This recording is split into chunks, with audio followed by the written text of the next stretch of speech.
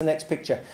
These were the sailors or the youngsters who worked on the boat, and if they'd never been across the equator before, an age-old ceremony says that they must be initiated, and that involved, as you can see, a lot of gunk and grime, and they were herded there by the pirates. The next picture, which was a lot of fun, of course, and it was part of the tradition that happened when you cross the equator on a ship. Lucky enough, I wasn't dunked in grime. We were on our way to a place called Abidjan on the Ivory Coast, and before we got there, we got to Ghana. Listen, I've lost my way here. A port called Takoradi.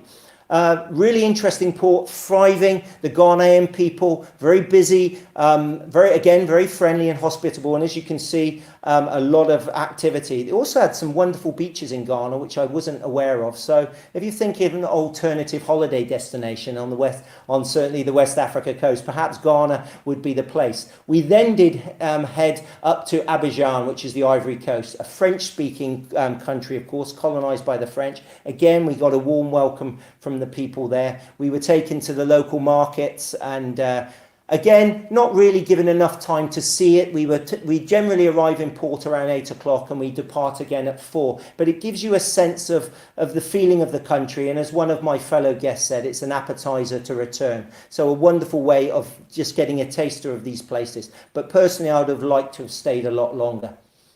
The next place we ended up, this is leaving Abidjan later in the day. It was always wonderful to sit on the deck and look at the port as you leave. You can see all the people coming out to wave us goodbye, which is quite wonderful. The next place we went to was somewhere I'd been before, the only West African country I'd been before, which was the Gambia.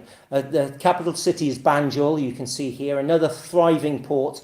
And one of my favourite places on this tour because the people were really warm and friendly. I remember that from my first visit. This was a British colony back in the day, so they speak English. It's a relatively poor country as the others are, but here I felt the energy was really good. The people were really friendly. And we could go and we could walk through the streets, as you can see here.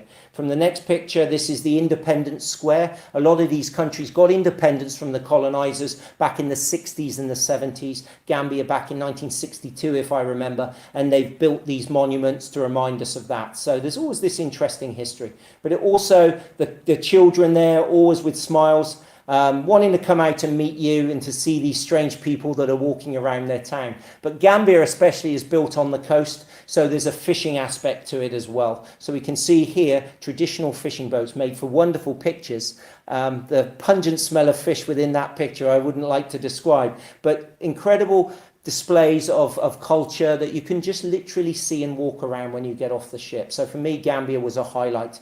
I would eventually then move on to the country I was going to leave, which was Dakar, Senegal. And here we have the capital of Senegal, which is Dakar. Again, a French-speaking country. An interesting thing, we had just arrived in Senegal and the tannoy came on and the captain said, "Ladies and gentlemen, I'm afraid you're not allowed to get off the ship today because of civil unrest in Dakar." Well, I was getting off the ship to go to the airport and I thought I was going to be stuck. Then they told me, "Oh no, you don't count, you can still get off," because I was part of the staff, of course, an entertainer. So they were more precious than me and off I got, but it was no problem.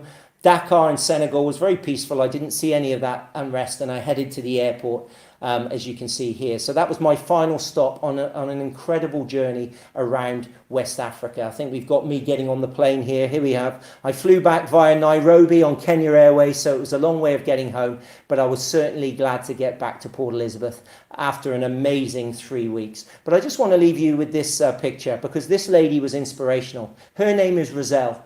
Now, would you believe Roselle is 93 years of age? She has now gone on 13 world cruises. And she started, she told me, when she was 76 with her husband. She lost her husband 3 years after they started cruising. And she said to me, "Well, what would my husband want me to do?" She continued cruising and she's now 93 years of age. She is bright as a button. She was my neighbour on board. She would always leave me little notes and quotes for the day and she was an inspiration. But talking about inspiration, we're going to go on to tonight's show because tonight I really have another inspirational lady for you. I'm going to bring on Jenni Gault, a daughter of Port Elizabeth, and I'm sure you're going to enjoy tonight's show. Ooh,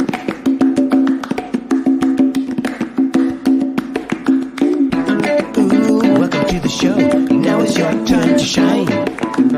We're going to have a chat tonight. Another good time. Jenny, how are you? Nice to see you. Nice to see you. Sorry to take up so much of your time with my cruise story. I love the cruise story. I want to go on a cruise. I know you do, because you love travel, don't you? Yes, I do. I mean, Yeah. we've met before. I interviewed you for my podcast on Algoa FM, Yes. and I always wanted to get you in the studio, because you're too much of a personality, too much of an energy to keep behind a radio mic. That's for sure. So it's lovely to have you here. I feel very false. I feel very like robotic. So, You will. I tell you what. Just drink some have coffee. have a drink, and you won't even notice the camera, because tonight we're going to get to know you. I must say that having announced you were going to come on the show, so many people messaged me and said, excellent, this lady has an incredible story to tell. I know the story, and some of your friends know the story, but tonight we're going to tell the wider world, because I'm sure this is a story that will be shared around the world, because it's incredible. But first of all, I want to talk about your motive, because we talked about travel. Yes. You've got a saying, and it's born to adventure, isn't it? Yes, and born to climb higher. Born to climb higher. Well, we'll certainly get onto the climbing, but Yes. before we go any Born to further, adventure. I want to know how you got here. You were born in Zimbabwe, weren't you? Yes, I was born in Zimbabwe, and then we left Zimbabwe under little tricky circumstances in 2002. I've been married to Brucey, coming on Sunday's our wedding anniversary for 24 years. Congratulations. Thank you. And we left with our Beansy, hi Beansy. So Beansy's sitting in Florida right now watching me. That's So Jenny's big son kiss from in Mommy. Florida. How you doing, Florida? Nice to see you. And he was 16 months old, and we came down. We lived in Polokwane, which was Petersburg at the time, and for 7 years. And then Bruce actually schooled here in the 80s. He moved down with his mum. We always said if we had a boy child, we'd bring him to Grey, beautiful school. Yeah. And we had a boy child, so we wound up here 12 years ago. And it really is a very, very close place to our heart. There is a story amongst the family which we have a certain amount of the historical proof, but not the full proof, that Elizabeth Duncan is actually our great-great-great-grandmother. Wow. Yes, Okay. we worked with a beautiful lady, Giselle, at Seven Castle Hill for many years, tracing from India, where our great-great-great-grandmother was, and she was Elizabeth Duncan, and she had one child, George, and the journey to here.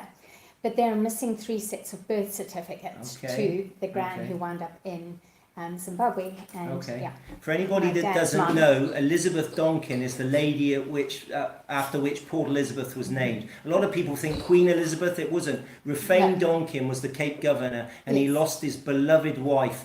And in honour of her, he named this town Port Elizabeth, which is quite incredible. So if you are related to the lady this town was named after. Sort of draws my heart to think that. There's a story also that Sue Rufain cut out her heart when she died, which is a bit gruesome. Oh my goodness. And planted it under the Duncan Memorial. Okay. And then a few years later dug it out and took it back to England. Okay. So I don't know if that's very romantic or very ooey. I don't know. I haven't heard that one before, but no, it's certainly a very romantic story. I mean, the guy, they said, never got over the loss of his wife, and that's one of the special things about this town. There is so much history, isn't there here? When I think it's our anniversary, by the way, of moving to Port Elizabeth, Quebec, 1 year ago, and it feels like I've been here a lifetime. It does. I feel like we've been here forever. I feel like we've been friends for years. I know, but that's what this special place has given me. Not only the opportunity to do these shows, of course, to interview wonderful people like you on the radio,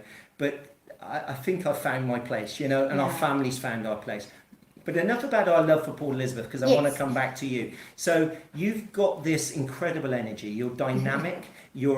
Before we go into your climbing and your exploits and your sport, I want people to understand that you've got a very creative side as well. You're a world-famous jewellery designer.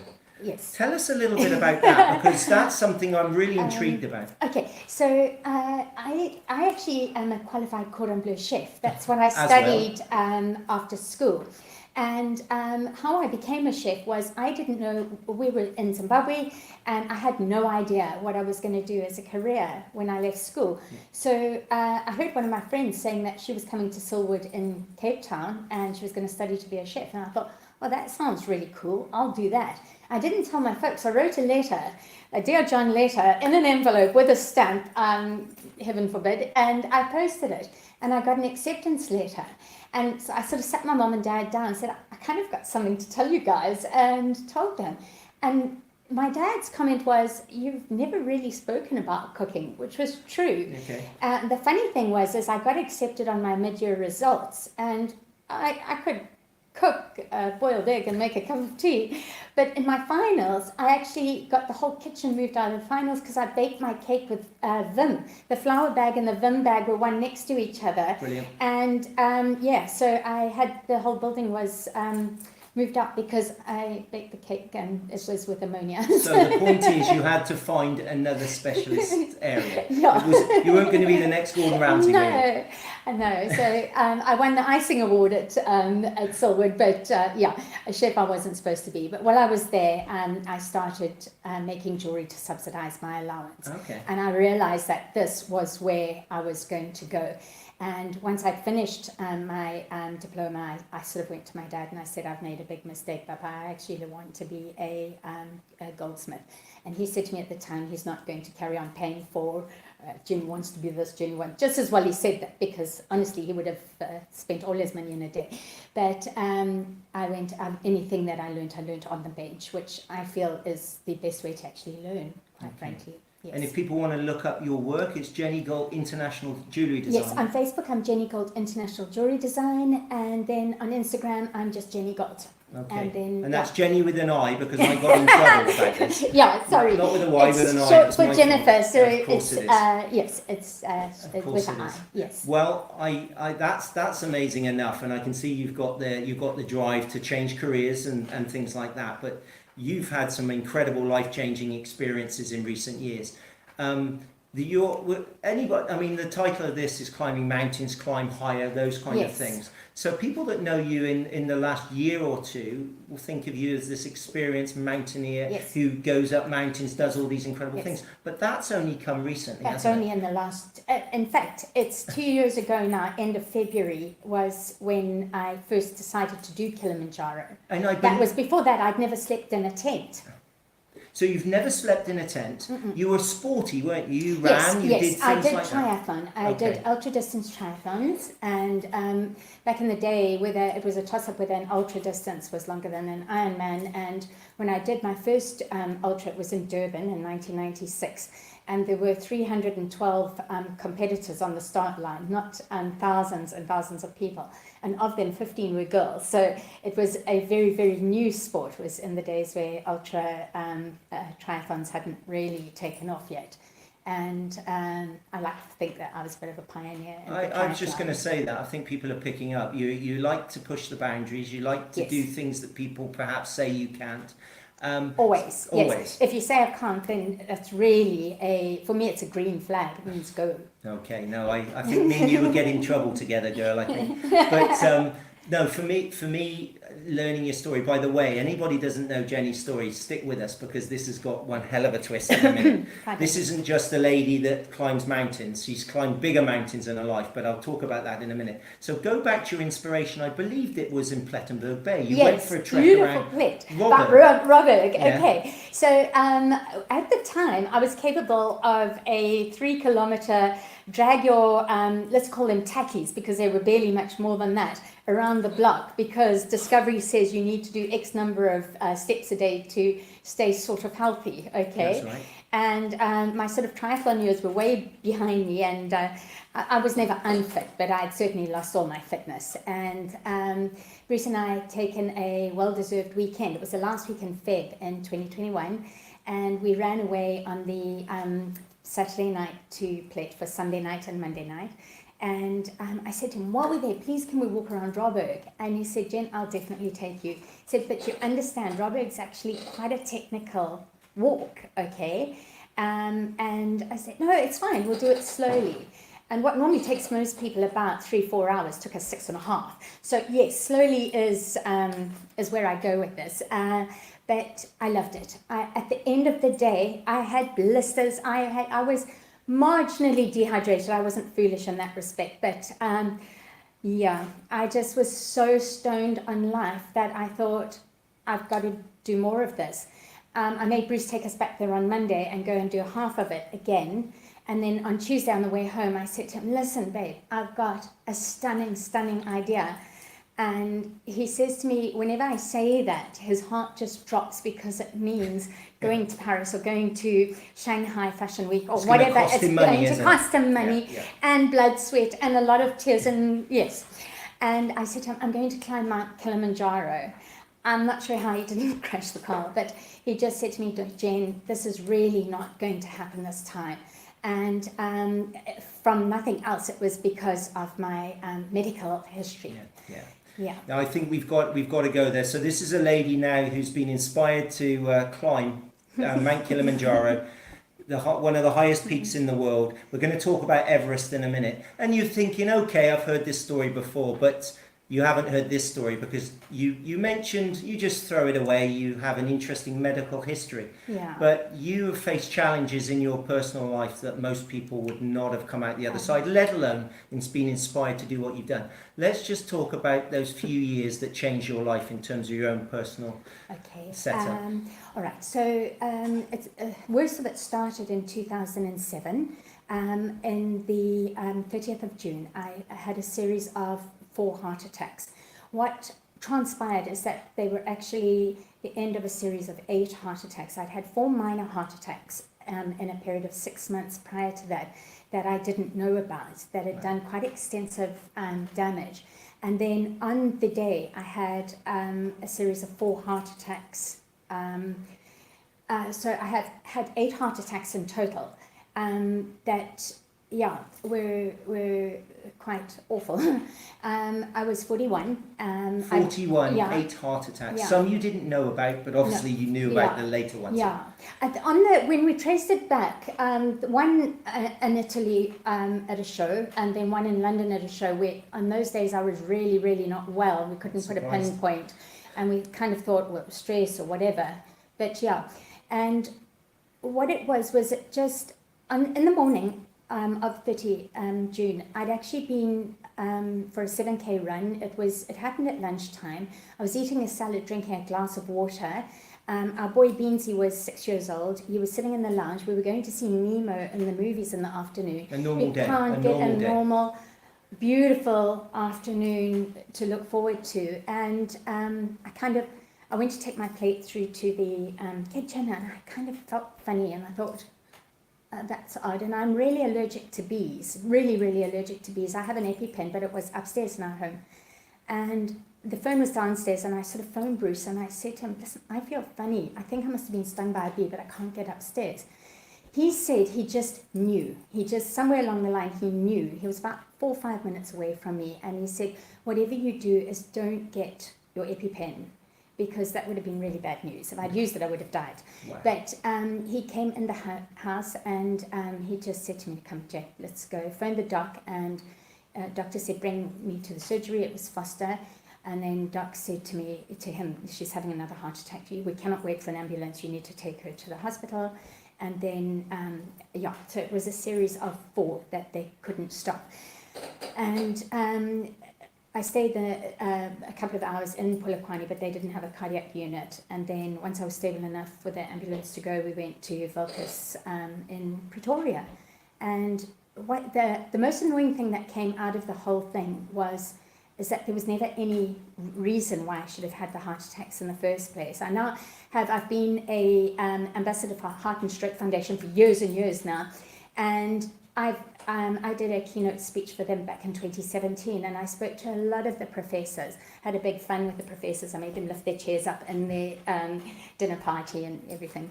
But none of them could actually put an actual finger as to why it should have happened.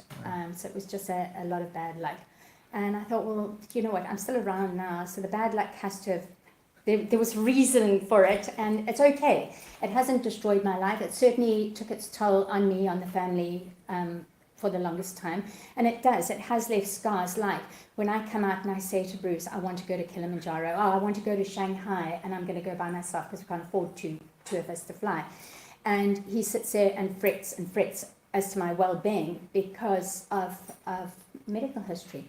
What happened also from the heart attack is when I left Wilkes Hospital, there was still a clot that they couldn't dissolve in my system. And they said to me, one of two options, it can wind up in your big toe or it can wind up in your brain. So my stroke risk was really, really high. And we drove back to Polokwane that night, and 8 o'clock the next morning, I did have a stroke. Wow. And I spent 12 days in hospital after that. The most annoying thing of the whole heart attack story was that 8 weeks to the date after coming out of hospital, I was scheduled to show at my first London show. With your jewellery? With my jewellery. Yeah. And I said to Bruce, there's no way, I've worked so hard to get there, I'm not going to the show. So against cardiac, against surgeon, against everybody's best sort of advice, we went and we showed in London. You did? Yes. 2 months after? 2 months, 8 weeks, yeah, to the day. And do I understand as well you struggled to regain your speech as well? Yes, yeah, it has affected my speech nerve very badly, and then my speech would come and go, and I had to sort of relearn how to speak, and I would be fine, and then suddenly I would only know that I was not speaking properly because of your change in your facial features. Wow. That hasn't happened in yours. So let's put this in perspective. You're in your early 40s, you're in your prime of your life, Yes. you're doing shows around the world. Yes. You're fit, you're training, and Yes. then this thing happens, Yes. which is quite incredible. Now we can all understand, of course, why her husband was reluctant to let her go Yes. to Kilimanjaro all those years later. But it wasn't the only challenge you No. had, because what happens next? Because if that's not enough on your plate, what happens next? In 2010 and 2012, I had to have both left and right hips replaced. Both hips? Yes. All right, Okay. as you do. As you do. And that came across as when I spoke to Dr. Youngjaber, he did them. And the groovy thing was, it was when the Amos hip, it's a new kind of hip that they did. It was brand new in PE, so I was like one of the first guinea pigs. And it was amazing, because so far they have taken me everywhere. And I just had bone degeneration, and it's still there. It's now getting really, really extreme, which is going to be really interesting. But so I said to him, what's going to happen next with my knees and shoulders and all that? And he said, you know what, we'll struggle with those and we'll face those when the time comes. So, yeah. Hip replacement, Mm-hmm. 8 heart attacks, that's enough, isn't it? Uh-huh. Is that enough? Uh-huh. Anything else you want to say? What happened next was really uncool. And this is probably the selfish I've been in my whole life. But I went for my annual mammogram. I feel very, very strongly about girls getting their mammograms. Yeah. I've never missed one. We support a lot of breast cancer charities. And it's coming up 5 years right now, because it was April 24, 2018. And there wasn't a lump there, I couldn't feel it. I went for my mammogram, and there was an aggressive tumour, 16 mil by 18 mil, that just didn't show up in the previous years. Wow. And I had to have a double mastectomy and a series of 5 operations. And then I went on a series of chemo treatments that I stopped taking when I went up Kilimanjaro of my own accord, against oncology's better judgment. And I was on chemo for 3.5 years, and it took its toll on the body, as it does. It was really horrible, but I think it worked. But by the time I decided to stop taking it, I'd had enough of my skin hurting, and my hair had fallen out, and my just headaches and tired, and just all other things. But And you're thinking now, my luck must change. Yeah. So is this is where you get this incredible lust for life, this incredible drive for experiences. Anybody watching, as I said, I told you there was a kick to this story, and it really is. I remember when we did the interview in the studio, our producer who was sitting there, who didn't know this story, he nearly, his mouth opened, he couldn't believe what he was listening to. It really is a bad rap sheet, and when anyone talks about, people tend to talk about their ailments. And then if somebody asks, or whatever, people phone me all the time for help with it. Maybe it's somebody from the Heart Stroke Foundation, or maybe it's a referral from cancer or something. They want a cup of tea. And then they hear about the other things. It's kind of, they stop talking, and it's not a competition to see who's got the most bads. It really isn't. What it has done is it's made me terrified of losing time. So COVID was a really bad period for me. That sort of mindless waste of our precious times. Not me, everybody. All of us. Yeah, we lost 2 years, didn't we? We lost it. Yeah. Somebody stole it from us, and we will never get that back. But we can't take the last breath back. We're in the current now, and we can go forward.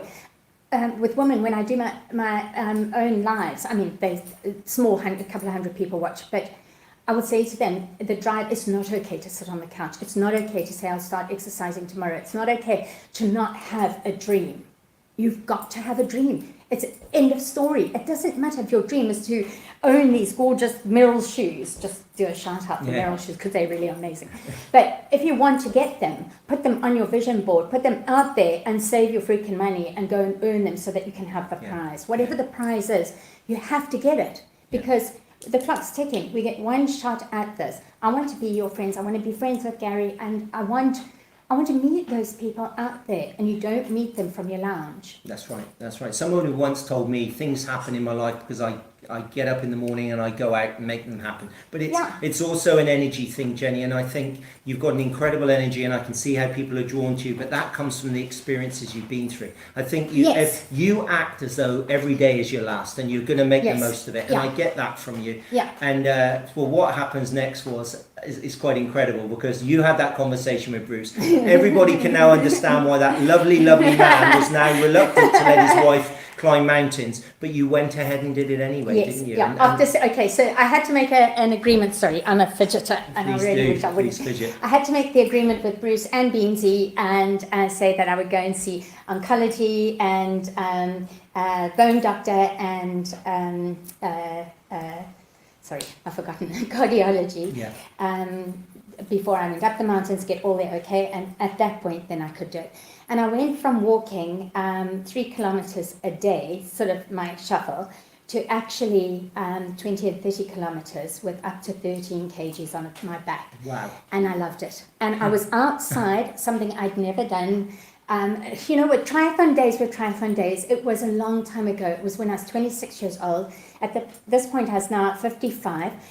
What the key driving factor for Kilimanjaro is that it was now February 2021. We were starting to get out of the first main lot of the COVID funk, but we were still in COVID. And I could either sit there and be another year into COVID. We had no idea when this thing was going to officially end, okay? Or I could take control of what I could control. I knew that the places I could travel were very few and far between. I knew we could travel to Tanzania. I knew the chance of them locking down Tanzania would be very, very slim. So the whole target of Tanzania was a good one. So I didn't put a target out there like go and climb one of the Americas mountains, where America was taking a really strict stand against COVID. So whilst it was a crazy-ass dream, it was also within the realistic realms of what I could achieve. Okay, I don't believe in putting out dreams there that are simply absolutely impossible to achieve, and then you set yourself up for the major fall. But there can be a difference between what I think is impossible and what the rest of the world might think. Can I ask, is this a sense of you having control on your destiny? Because in the past, your destiny has been taken away from you somewhat, hasn't it? I think so, Dean. As you say it, it kind of makes more sense than anything else. Yeah. And and it was. So in the beginning, March, the beginning of my training session, I was already 55. Now, we were already in the beginning of March. My years seemed to be going ahead of me. I didn't want to be, my birthday's in December, I didn't want to be turning 56 with having no experience during the year. I didn't want to get to that Christmas feeling of, well, there's another year down. Sure. And it taught me that you can actually slow time down yourself if you're concentrating on it. And what you have to do is you have to do things that matter during the week, experience the goods, the bads, and then like we do with our children, is on Saturday, reflect back on the week, including the bads, especially the bads. And that week matters. Your 52 weeks in a year become a life, and it grows, and it really does. And I loved it, every single step. And 50 kilometer hour wind with gusts of 65, blowing me lit with this backpack, that walking around the golf course, near ISP golf course, just laughing. Thank goodness I got my sticks, because I would have been blown flat on my Tues. But it was funny. And every time I got home and Binti and Bruce thought I was stark raving mad, and it was funny. And when the rain does rain, it's me who goes out there, because it doesn't rain often enough for me to test out all my wet gear, which you have to do. So as soon as it starts raining, put all your wet gear on and go out there in the rain and train. You're that mad lady we see walking around in the rain. Exactly. What I would like to say, ladies and gentlemen, if you're watching this and enjoying this is your opportunity to ask Jenny some questions. I mean, Gino, who's sitting in Cape Town, hey Gino, and there's Beansy. Yeah, there he is. There he is in Florida. Pardon me. So yeah, that's me. Gino's there in Cape Town, incredible lady indeed. We all know that. She's one of Port Elizabeth's treasures, that's for sure. Gary, we've got some pictures, I believe, of some of your adventures, and let's put them up and let's explain. So this is your my profile. newest infographic. Your profile, which suggests you've like I say, there's everything to you, isn't there? I mean, your community, what you do, your dream, and those kind of things. I love the fact that you're very visual and you put things in this. I'm going to copy this, by the way. I think it's you have to, because fantastic. People like me can't read thousands of words. I can't. If somebody gives me 10 lines, you've lost me. No. I can have 5 bullet points and a picture, and then you've got my full attention. I see there's the Heart Foundation. Yes. That's a cause you believe in and you support, isn't it? Okay, so what I am is I'm what they call a brand champion. So champion because I live with cardiac disease, and brand because I speak on their behalf and I do fundraising and I promote a brand ambassador basically, but living with heart disease. So I speak to the people, I do like lives, Zoom to people who are living with heart disease, and then if anyone's got any problems or they're just struggling with different aspects about living with cardiac disease, then I'll speak to them one-on-one, or I go out and I fundraise for them. So if I'm fundraising for myself, that was a hard thing with Kilimanjaro. I didn't have the cash, no ways, okay? A lot of my cash goes towards charity, and I'm quite happy with that. But when it came to climbing Kilimanjaro, there was no ways I was going to finance it by myself. So I thought, put a call out. It was rough during COVID to put a call out to say I would like to go and climb a mountain. But I thought there's a cause to this, okay? So what is your cause? You want to talk to people. What is your message to people? It's a little bit more than just get off the couch. And then it becomes the whole health aspect. And during COVID, what has happened is the amount of diabetes type 2 that has been created because of COVID, because people are now not getting off the couch, they're not going and socializing, they're not getting out and doing that other thing. They're sitting, when you sit on the couch, you snack, hands up anyone who does it. You'd have to be, exactly. And because of that, there's an increase of diabetes type 2. Overweight was next thing. Alcohol abuse was the next thing. They all tied into the Heart and Stroke Foundation. It's an admirable cause, and it's something that affects all of us, of course. It does. What I want to do, though, is put up some of your climbing pictures now, Gary, if you've got some, because they're absolutely magnificent. Now, where's this? This is Uhuru Peak. This is the very, very top of Mount Kilimanjaro. This was at 6:55 a.m. on the 21st of October 2021. That is Happison. Happison was my guide, my porter. A couple of people will call the porters on Kilimanjaro Sherpas. They're not. Sherpa is the surname of the people who live in the Everest region. Okay, so they're porters on Kilimanjaro. And he dragged me up and taught me all the Kilimanjaro songs. And when I was ready, I wasn't ready to quit, but there were some dark moments in the 8 hours it took to get me up there. So and what height is Kilimanjaro? Is 5,895 meters. 5,895 meters. Table Mountain is 1,200. I think. It's 5 times the height of Table Mountain, basically. Yes. And how many times would that chap have been up and down there? He'd been up 21 times. 21 times. And tell me, have you got any altitude issues there in terms of thickness? I have not struggled, touch wood, with altitude at all. I take it very seriously, as you have to. I mean, the mountains, once you get above 3,500 meters, all the mountains have messages everywhere about acute mountain sickness and dizziness and headaches and all that. But for me, the key is eating the right meals, small meals frequently, drinking water. I drink 4 to 5 liters a day. You have to train to drink that much water because it's a lot of water. and keeping sugar levels sort of stable, sleeping but not sleeping too much, sleeping in short intervals. So studying altitude sickness, I thought what I'm going to do is I'm going to make sure that I give my body the best chance I've got of this. And so far, I have had no issues with altitude at all. The problem is with you, Jenny, Kilimanjaro is not enough. You then had to go to the next level, didn't you? Which was Everest, I believe. Okay, so I went to the Everest region. Okay, this is my team. So Bella, who's wearing the long red jacket, I met her. She was a single climber like me. We were both together, and she's a dear, dear friend. So Bella walks at a normal human being's pace, and I walk at a what I take from Tanzania is pole pole. Pole pole is Swahili for slowly, slowly. Okay. For me, compared to the other climbers, I'm like the tortoise and the hare. Okay, I'm going to beat most of them, but I'm going to do exactly like the tortoise and the hare. So I am the hare. Okay. The tortoise, I beg your pardon. Nice try, Jenny.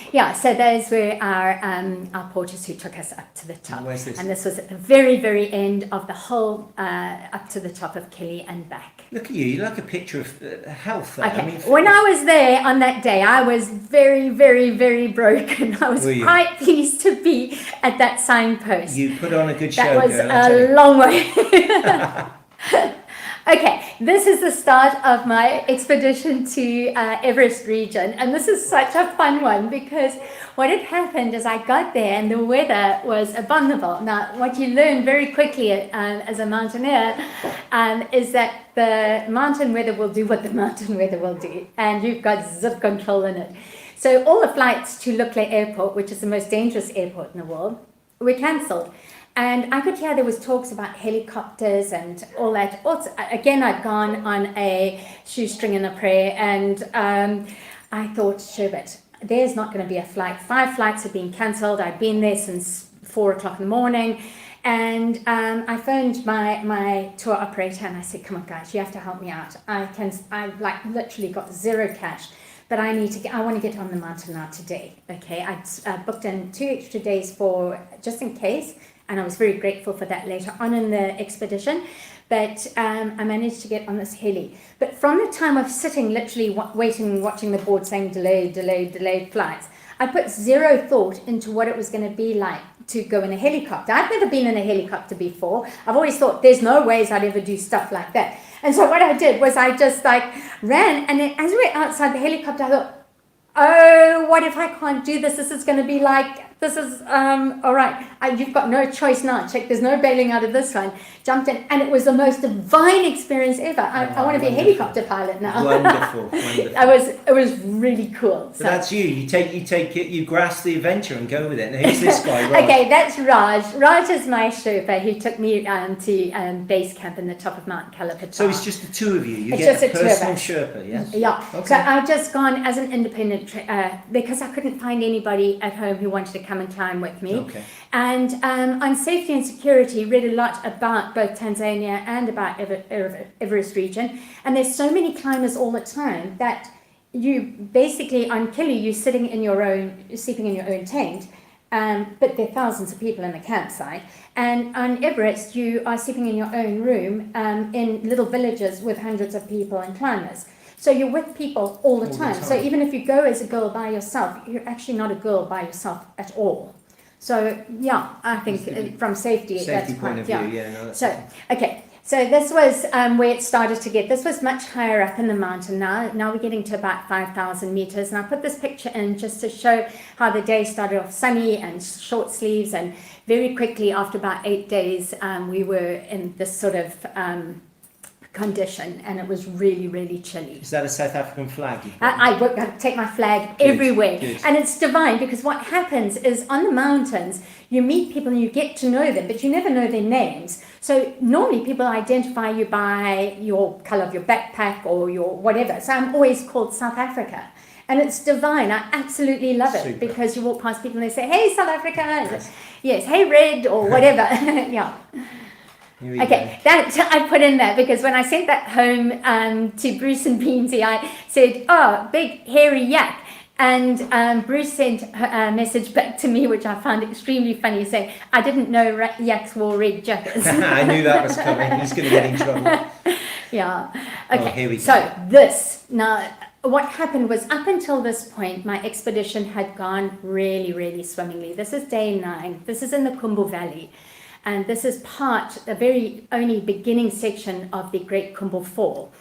And it was about half an hour after this picture, I was in a situation that I have never been this terrified in my life. And I'd packed incorrectly, rookie error, and I'd sent my raincoat ahead. I knew it was going to be chilly, but it was high enough up and it shouldn't rain that high in the mountains and blah, blah, blah. And I got caught in a blizzard and I got wet and it blew and I got cold. Yeah. And really, really cold. Now, when you're starting to walk in the glaciers now, you lose the paths. There's no more paths because the glaciers move all the time. So any of the nice footpaths that we've been following to this point are non-existent. Okay. And this section of the hike should have taken 3 hours. It took 6.5 hours, but of high level stress. And I had an hour and a half to go when I finally had the courage to say to Raj, listen, how far? I was hoping he was going to say 20 minutes. Because for about an hour, I'd been thinking, don't ask him. Eventually I said to him, Raj, how far have we got to go? And he said an hour and a half. Oh. And I was just finished. Which is a lifetime up there. No, it was just, that was in my life, this has got to be one of my bleakest, scariest moments. I couldn't go back. You go back, go forward. I was caught in this blizzard. My gear had gone ahead of me. There was no way of getting warm clothes. Sure. And it just, to me, it just showed that life has those days. The next slide I've put up is 4 days later, the exact same place. And this is life. One day the Khumbu Valley is like that, and then the next day Khumbu Valley is like this, and it's all sunshines. The smaller mountain in the far back is actually Everest. And although it looks so much smaller, it's actually a long way back. Yes. Okay. Yeah. And the one in the forefront is Mount Lutse, one of the other 8,000 meter peaks. Because what do they call them? The Whites? The Great Whites. The Great Whites. Yeah. There's a range of mountains. Yes. People think it's just Everest on its own, but there's a range. The Great Whites are all 8,000 meter mountains that sort of surround this particular area. Wow. Okay. Yeah, okay. They're beautiful. The Great Whites, the big whites. They are so incredible.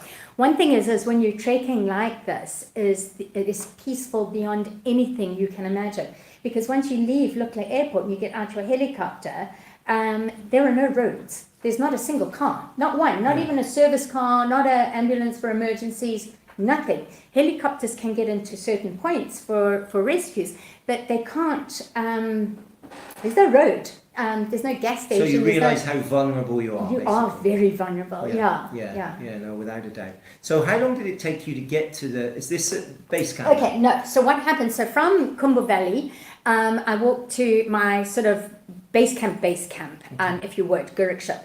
And by the time I got there, my soul was broken. And I said to Raj, we're not doing Everest Base Camp today. We're going to pause that out, taking 2 extra days. We're going to take one of those days now. Good call, because I wouldn't have made it.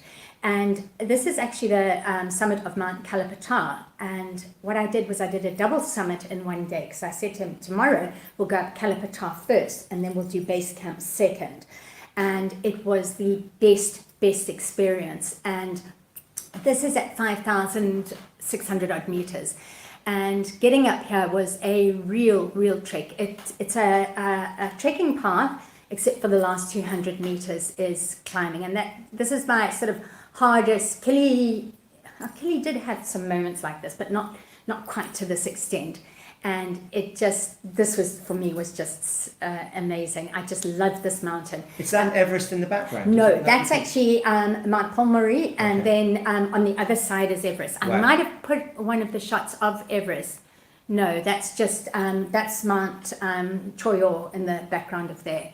But from there later in the day, so we came down from Kalapatar and then had a meal, then went to base camp, sort of separate direction.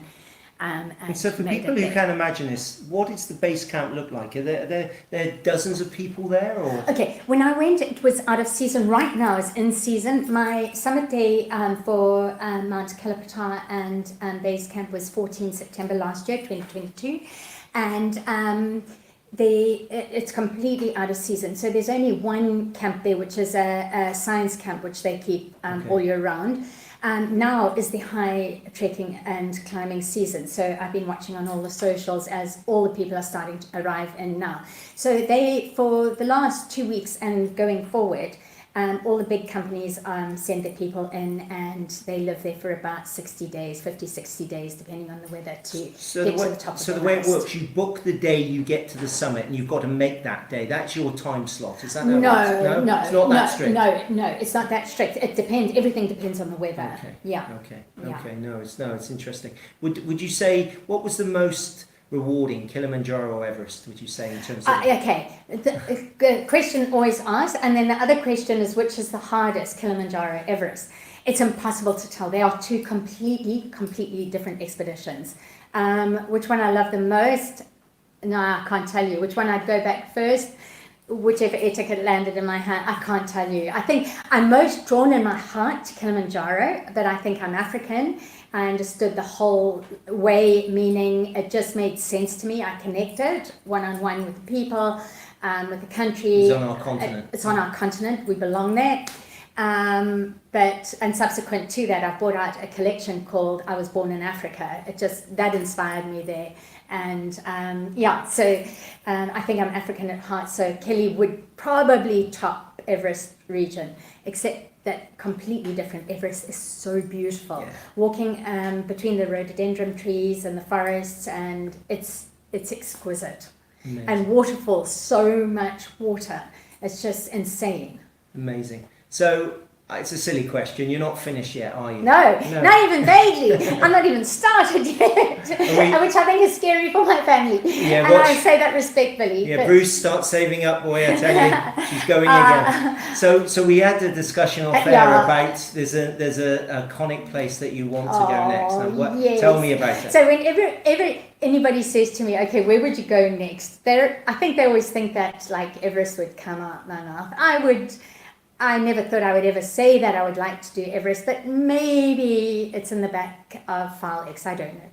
But I would dearly like to go to Antarctica and climb Mount Vinson there. Okay. So Mount Vinson, with all due respect, and I say this tongue-in-cheek, is only 4,300 meters, so it's a height I've been to before. But of course, its biggest challenge is the weather conditions. I mean, it is Antarctica, and you just don't control it. But when you look at Antarctica, it is the most beautiful continent, and it is so clean, and they've kept it in such pristine conditions. And to go and see the penguins in the wild there, we've got beautiful penguins here, and I love them, but penguins belong in Antarctica. Yeah. And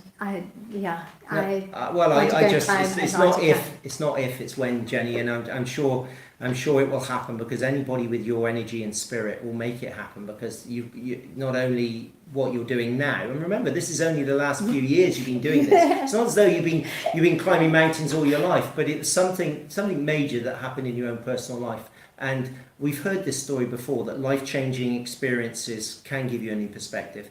But you were challenged not once, not twice, 3 times in terms of, really major medical challenges. But you've gone on, and as I said, you've got this incredible energy. So it just lent itself for you to come on the show. I mean, Frontierland's about inspirational people. I've interviewed the most incredible people. But as I said, your story, it's mind-blowing because of what you've overcome. And not only that, your spirit. And I know you're never going to lose that. And we're all following your journey, that's for sure. And as I said, watch this space, because I think we'll be seeing you on that.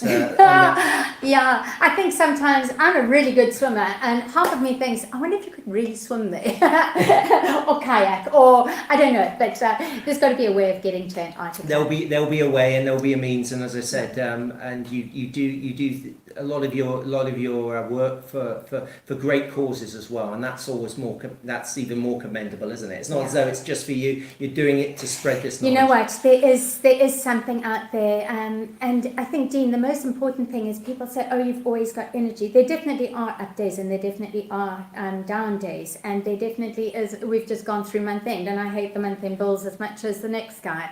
And working for a living, I'd stop everything in a heart and a beat and I would go and climb mountains. I would go and live in Lady Slipper if I was given half a chance. Maybe taking my tent's not a bad idea. But we've got to actually do it for ourselves. And if anyone is listening and if you are taking inspiration from this, what I can say to you is you've got to do it. You've just got to write down something, but put it something a little bit out the ordinary. Yeah, like you said, it's a dream, but it becomes a reality if you follow that, isn't it? I mean, that's it. Let me give you a hug because you are just incredible. You're just incredible. Thank you so much for coming on, ladies and gentlemen. Thank you for this. Please do share this episode because it is inspirational. It's an amazing story, isn't it? And it needs to get out there. So thank you for your time. We'll see you next time on Frontierland.